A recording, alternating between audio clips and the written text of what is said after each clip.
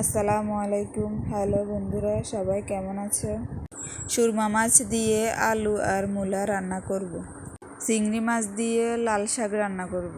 তো এদিক দিয়ে প্রথমে আমি মূলা রান্না করার জন্য সব রেডি করলাম। পেঁয়াজ, টমেটো, কাঁচামরিচ, ধনেপাতা, মূলা, আলু, মাছ সবগুলো কেটে ধুয়ে পরিষ্কার করে নিলাম। দেখো আমি হাঁড়ি বসিয়ে পেঁয়াজ, টমেটো, কাঁচামরিচগুলো দিয়ে দিলাম। পেঁয়াজগুলো তেলের মধ্যে একটু ভেজে নিলাম। তারপরে দেখো আমি রসুন বাটা দিয়ে দিলাম 2 চামচ, হলুদের গুঁড়া দিয়ে দিলাম 2 চামচ, মরিচ দিলাম 1 চামচ, কারণ ঝালটা একটু কমে খায়।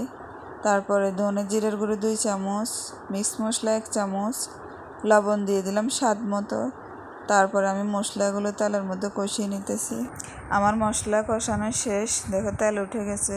তো আমি একে একে সবগুলো মাছ দিয়ে দিতেছি।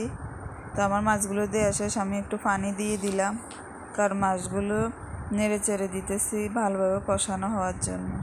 তো আমার মাছগুলো কষানো হইতেছে, দেখো কষানো শেষ। মাছগুলো উঠিয়ে একটা বাটির মধ্যে নিয়ে নিলাম। তারপর একটা ফ্রাই প্যান বসিয়ে দিলাম, তেল দিয়ে মাছগুলো ভেজে নিতেছি। অন্য দিক দিয়ে আমি মূলার আলুগুলো মশলাগুলোতে দিয়ে দিতেছি সবগুলা। মশলা যত কষাবেন তত তরকারির স্বাদ বাইর হবে। তো আমি ভালোভাবে মশলাগুলো কষিয়ে তারপরে আমি তরকারিগুলো দিই। আমার তরকারিগুলো হইতেছে, তো এদিক দিয়ে আমার মাছ ভাজি হইতেছে, আমি তরকারিগুলো নেড়ে চেড়ে দিতেছি। তো দেখো আমার তরকারিগুলো কষানো শেষ, আমি ভাজি করা মাছগুলো দিয়ে দিতেছি তরকারির মধ্যে। তো সবগুলো মাছ দেখো আমি একে একে দিয়ে দিলাম, একটু পানিও দিয়ে দিলাম।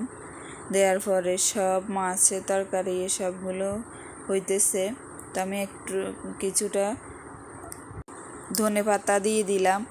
ধনেপাতা দিলে অনেক সুন্দর একটা স্মেল আসে, খাইতে অনেক ভালো লাগে।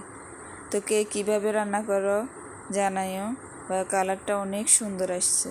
তো অন্যদিক দিয়ে আমি লাল শাক কেটে ধুয়ে নিতেছি। তারপরে পেঁয়াজও আলাদাভাবে কেটে রাখলাম, চিংড়ি মাছগুলো ভেজে নিয়ে রাখলাম আগে থেকে।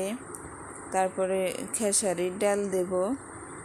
আমি যে কোনো শাক রান্না করি না কেন, যে কোনো রকমের আমি ডাল দিই, ডালটা দিলে শাকটা অনেক মজা হয়। তো আমি পাতিলে মধ্যে তেল দিয়ে দিলাম, পেঁয়াজ, কাঁচামরিচ দিয়ে দিলাম, হলুদ, মরিচের গুঁড়া, ধনে জিরের গুঁড়া, মিক্স মশলা, কিছুটা লবণ দিয়ে দিলাম, রসুন বাটা দিয়ে দিলাম 2 চামচ। তারপর আমি মশলাগুলো তেলের মধ্যে আমি সব ধরনের রান্না আমি তেলের মধ্যে কষিয়ে নিই। তারপর আমি ডালগুলো দিয়ে দেব। ডালগুলো আমি মশলার সাথে মিশিয়ে কষিয়ে নিতেছি। সব ধরনের কষানোর মধ্যে যদি মজানো হয় তাহলে অনেক মজা হয়। তো আমি 2টা ডিম সিদ্ধ দিয়ে দিলাম।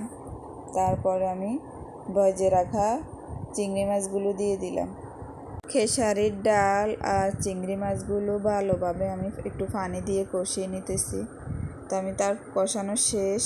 তারপরে আমি আস্তে আস্তে শাকগুলো দিয়ে দিতেছি। শাক কাটার সময় মনে হয় যে অনেকগুলো শাক, কিন্তু রান্না করার পর শাক অল্প একটু হয়ে যায়। তো দেখো আমার শাকগুলো রান্না হয়েছে। শাকগুলো রান্না কীরকম হয়েছে জানাবা। তো আমার রান্নাগুলো যদি ভালো লেগে থাকে লাইক, কমেন্ট, শেয়ার, সাবস্ক্রাইব করে পাশে থাকবে।